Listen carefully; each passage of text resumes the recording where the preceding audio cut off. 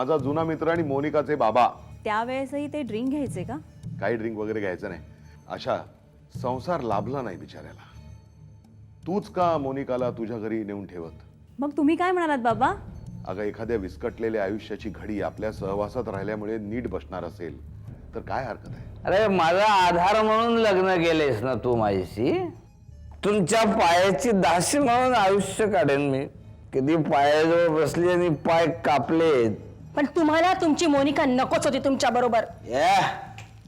अरे माझी स्वतःची मुलगी, माझा पोटचा गोळा मला नको होता. हा मग तुम्हाला तुमची व्यसनं कशी करता आली असती? मोनिकाला भेटायला आलात म्हणजे तुम्ही तिचे मित्रच असणार. मग मला मित्रापेक्षा जवळची असणारी व्यक्ती असं समज. काकू, आज मी स्पेशली इन्व्हाइट करायला आले. का? लग्नाच्या केळवणाचं आमंत्रण देण्यासाठी आले मी. मला असं वाटतंय मोनिका माझ्याशी डबल गेम तर नाही करत आहे. डाऊट येतोय मला. पण हा कुणाल कोण? माहिती काढूया.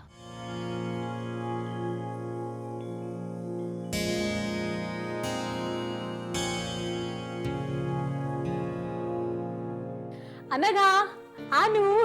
अगं हो, केवढ्या हाका मारतीयेस? इथेच आहे ना मी. कशी आहेस? अगं हा प्रश्न सकाळपासून 3 वेळा विचारलायस तुम्हाला. अगं बाईसाहेबांचं लग्न ठरलंय ना, आणि तेही इतक्या दूर मँगलोरला. तिथे तर आम्हाला येऊन विचारपूसही करता येणार नाही. म्हणून तिसऱ्यांदा तुझ्या घरी येऊन विचारपूस करते तुझी. ये बैस. माझं लग्न झाल्यानंतर फोन वगैरे तर करशील ना मला? रोज? हो, रोज करेन. पण एसटीडीचे सगळे पैसे राहुलकडनं वसूल करीन. ए, राहुल कुठे? नाही. अच्छा, म्हणजे निमित्त माझं आणि भेटायचं राहुलला. नाही ग, बरेच दिवस झाले त्याला भेटलेच नाहीये म्हणून. बऱ्याच दिवसात मला थापा मारतेस? आज सकाळीच भेटलात ना तुम्ही? हा, राहुलचा फोन आला होता, सांगितलं मला त्यांनी. अगं सहजच म्हणाले ग. बरं आई कुठे? इथे जोशांकडे गेलीये. ओ, म्हणजे आता तू एकटीच आहेस, मोकळेपणानं बोलता येईल ग. अनु, कसं वाटतंय? काय कसं वाटतंय? अगं लग्न ठरलंय ना तुझं. ए सांग ना प्लीज. तूच सांग ना. मला नाही बाई सांगतायत. आणि तुमचं ठरलंय ना, मग तूच सांग ना तुला कसं वाटतंय ते. आमचं ठरलंय म्हणजे? हाय ज्योती, हो हाय. कशी आहेस? एकदम मजेत. काय रे राहुल, कुठे भटकतोयस? ऑफिस 7लाच बंद होतं ना? अगं आज ओटी होता ना. ए ओटी वगैरे काही नाही. हा रोज उशिरा येतो. काय रे राहुल? बोल आता बोल. राहुल, हे बरोबर नाही. हा, वेळेत घरी यायला पाहिजेस तू. बरं बाबा, ऑफिस मध्ये रोज जास्त काम असले तरी मी वेळेवर घरी येत जाईल. बस. येस ज्योती, ही कमिटमेंट तू आहेस म्हणून ना. याला ना तुझ्यासारखी अशी मुठीत ठेवणारी बायको मिळायला हवी. अगं ज्योती, काय बोलतेस तू? अगं बरोबर आहे. ह्याला ना चांगली मुठीत ठेवणारीच बायको हवी. ए, आपण दोघी मिळून ना ह्याच्यासाठी वधू संशोधन करूया.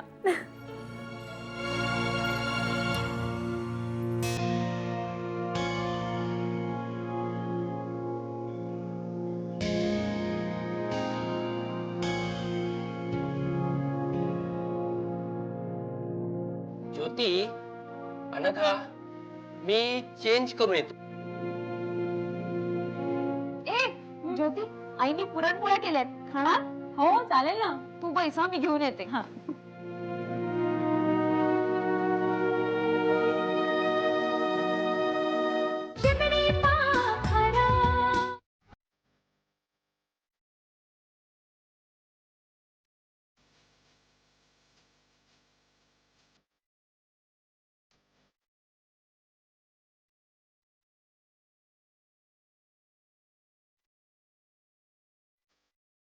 हा कंपनीने दिलाय आम्हाला फ्लॅट.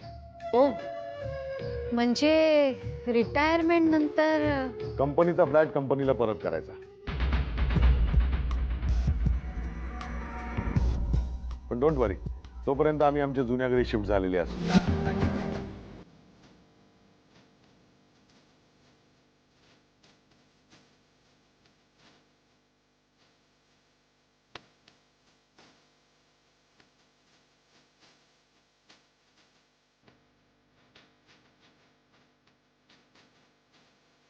तुमच्या मुलाला हे दागिने सराफाकडे घाण ठेवताना अटक केली आम्ही. काय?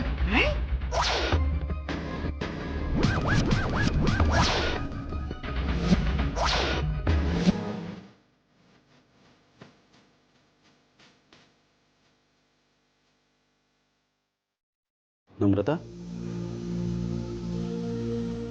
नम्रता,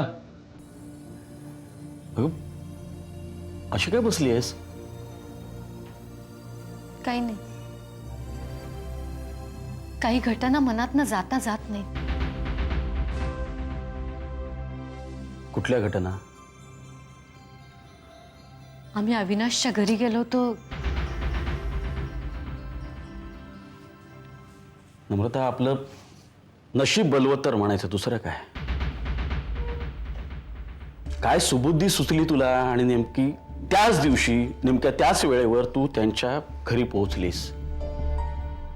नाहीतर आपण कायमच्या अंधारात राहिलो असतो ग. आणि मग कदाचित माधुरीच्या आणि अविनाशच्या लग्नाला आपण परवानगी देखील देऊन टाकली असती. शक्यच नाही.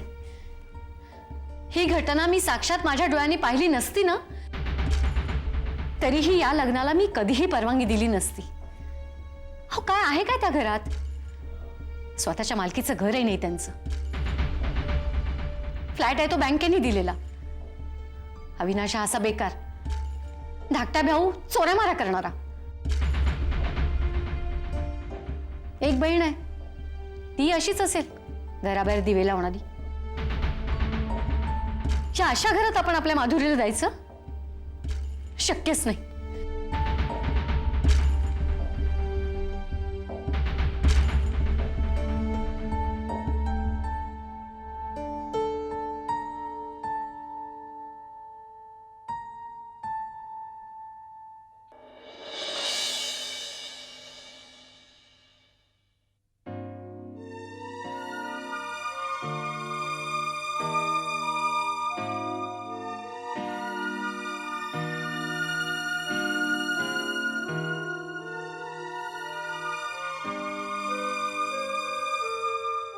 अहो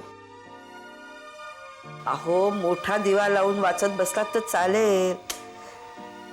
या अशा मिणमिणत्या दिव्यात काय वाचताय? चष्म्याचा नंबर वाढेल अशांना. अगं बाई, तू स्वस्त पडून राहा ना. तब्येत बरी नाही ना तुझी? मग अहो स्वस्त पडून राहिलं म्हणून काही डोक्यातले विचार स्वस्त बसू देणार आहेत का?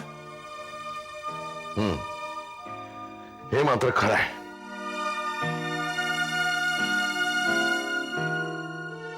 दोन तरुण मुलगे, कुणाचं कशात काहीच नाही. स्वस्त झोप लागणार कशी? आशालता, अगं पण नुसता विचार करूनही काहीही साध्य होणार नाही. म्हणून विचार करायचाच नाही का? हे बघा, आपसूक डोक्यात घोळत राहतात ना ते विचार, ठरवून घोळवले जातात ना तो विषय.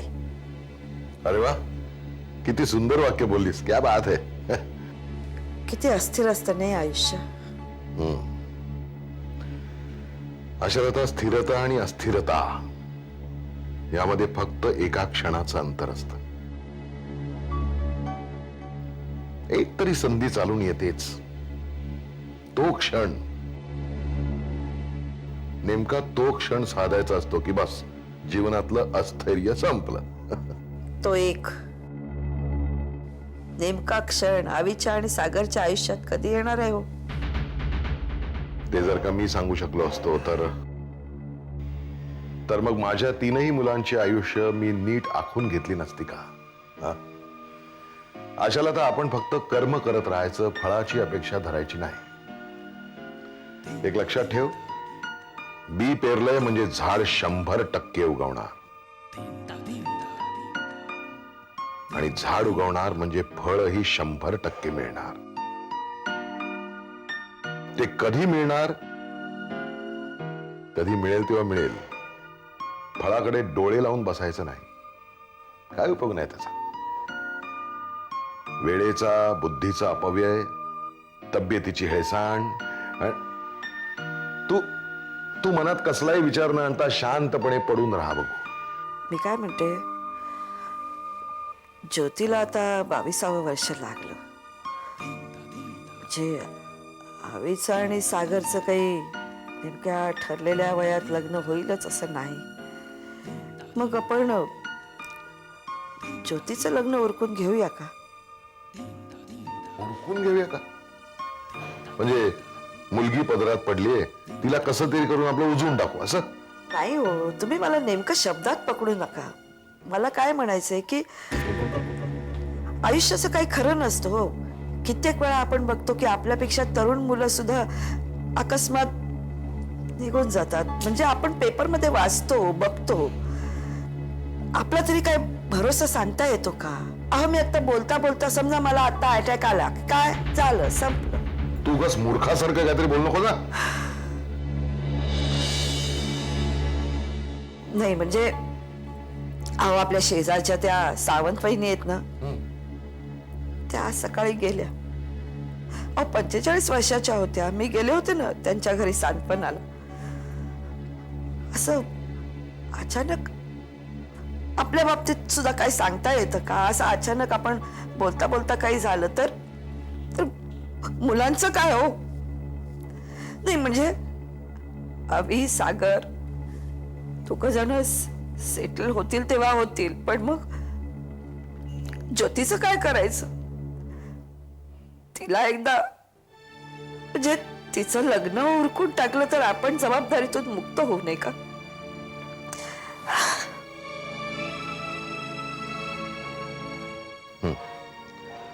ठीक आहे, बोलूया सकाळी. हा, मी काय म्हणते की तू आपण काही म्हणू नकोस आता. शांतपणे पडून राहा. मी म्हटलंय ना, उद्या सकाळी बोलूया. हा, पड आता शांतपणे.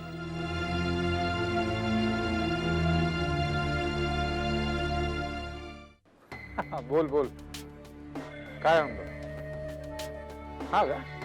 अरे वा. अरे नाही रे. हा, जायला उशीर झाला का कुणाल साहेब? हा, एक मिनिट. हा, नाही रे, 5-10 मिनिटं. सॉरी सॉरी कुणाल साहेब. ठीक आहे, कामाचं बोल. साहेब, ही ज्योती पंडित अच्छा. अंधेरी MIDC नोकरीला आहे. मोनिका बेबींची एकदम खास अँड खास मैत्रीण. हा, घरात आई वडील आणि 2 भाऊ. दोन्ही भाऊ बेकार. वडील बँकेत नोकरी करतात, पण आई घरातच असते. पोरगी एकदम साधी सरळ आहे, नाकासमोर बघून चालणारी. अच्छा, मोनिकाची मैत्री. 2 भाऊ आहेत. ते पण बेरोजगार. चांगलं आहे, सगळं चांगलं आहे. निघ. साहेब, हा, वाटलंच. चल निघ. थँक्यू साहेब. काही काम असलं ना तर नक्की फोन करा. हा बंदा कधीही हजर असेल तुमच्यासाठी. निघ. येतो मी.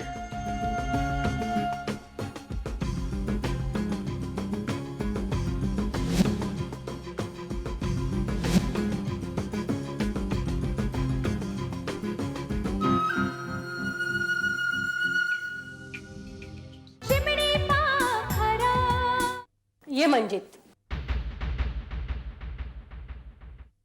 बस. Thank you ma'am.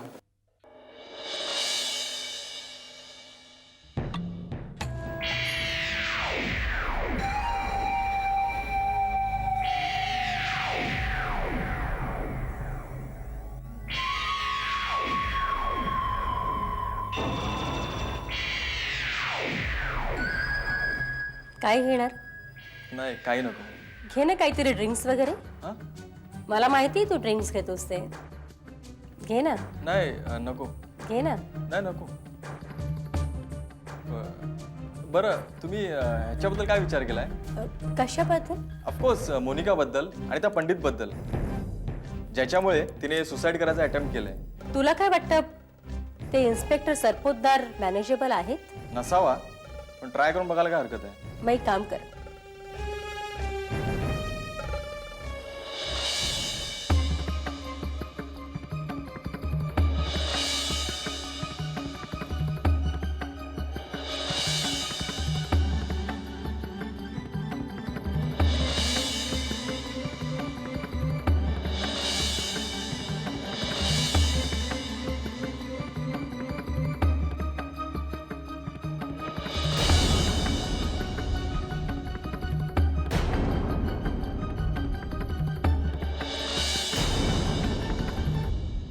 ओके, पण मी उद्या पुण्याला जाणार आहे. तू मला या कार्डवरच्या माझ्या फोन नंबरवरती कॉन्टॅक्ट कर. ठीक आहे मॅम. बरं निघू मी. Okay, bye. Okay bye. Good night. Good night.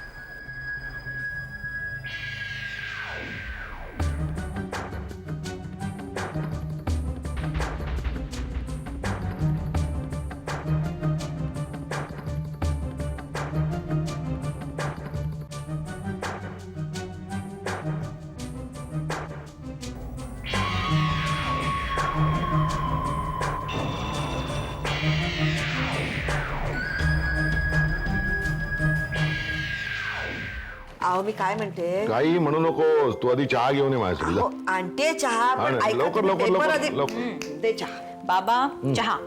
हे काय चहा तू कशाला आणलास? म्हणजे काय, रोज मीच आणते ना. नाही नाही, रोज तू जाणतेस, पण आता किती दिवस अशी वडिलांची सेवा करणार आहेस? मला असं वाटतं ही सवय आता हळूहळू मोडायला हवी. बाबा मला काही कळलं नाही. ज्योती, अनघा आणि तू सारख्याच वयाच्या आहात ना. अनघाचं लग्न ठरलं, आता तुझं लग्न ठरवायची वेळ आली आहे. आई, अगं दादा आहे ना अजून. आहे ना, अगं तो मोठा असला म्हणून काय झालं? स्वतःच्या पायावर अजून उभा आहे का? हे बघ, जोपर्यंत मुलगा सेटल होत नाही तोपर्यंत कोणतेही आई वडील त्यांचं लग्न लावून देत नाहीत. अगं हो आई, पण हे बघ ज्योती, आई बाबा म्हणतात ते अगदी बरोबर आहे. हे बघ, आता काळ बदललेला आहे आणि आता लहान मोठं पाहिलं जात नाही. आणि माझं आणि सागरचं भविष्य कोणीही सांगू शकत नाही, पण तुझं तसं नाहीये. हे बघ, तुझं लग्न झालं की आई बाबा एका मोठ्या जबाबदारीतून मुक्त होतील.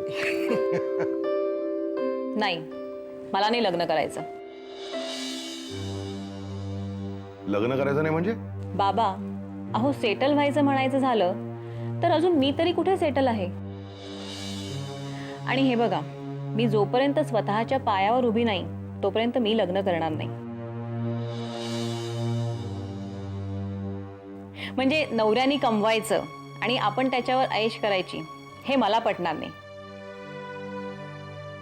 नवऱ्याच्या पैशाकडे बघत राहून आकडेमोड करत संसार करणं मला नाही जमायचं.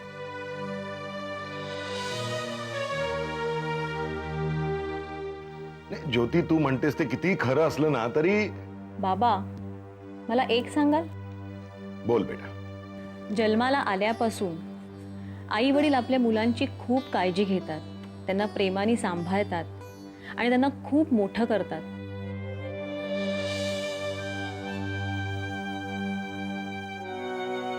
बाबा तुम्ही आमच्यासाठी खूप काही केलंय, तन मन धन सगळं काही अर्पण केलंय.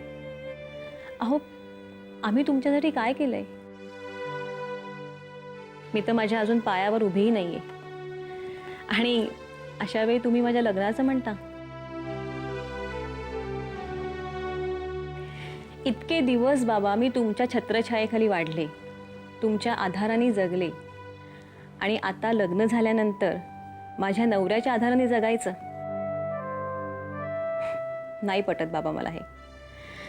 ॲटलिस्ट आत्ता तरी मला लग्न करायची इच्छा नाही. मला स्वतःचं अस्तित्व निर्माण करू दे बाबा. ज्योती, नाही, मला आत्ता या क्षणी लग्न करायची मुळीच इच्छा नाही.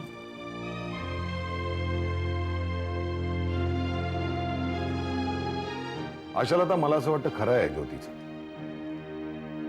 मुलगा असो किंवा मुलगी, स्वतःच्या पायावर उभं राहणं हे दोघांसाठी सारखंच आणि तितकंच महत्वाचं आहे.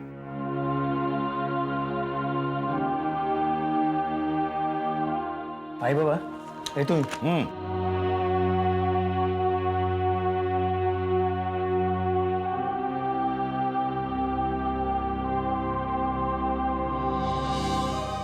काय करतोयस इथे? नथिंग, जस्ट बघायला आलो तुला. काय संबंध काय आहे तुझा माझ्या मुलीशी? मोठे साहेब आहेत ना बाई, काय करणार? केवढा बिझी असतो, मित्रमैत्रिणींना द्यायला सुद्धा यांच्याकडे वेळ नसतो. हा, मी तुला एक काम सांगितलं होतं. ते काम केलंय मॅम. ओ, ऍक्च्युली एव्हाना तो माणूस सुधाकर पंडितच्या ऑफिसमध्ये पोहोचलाही असेल. बालवयाची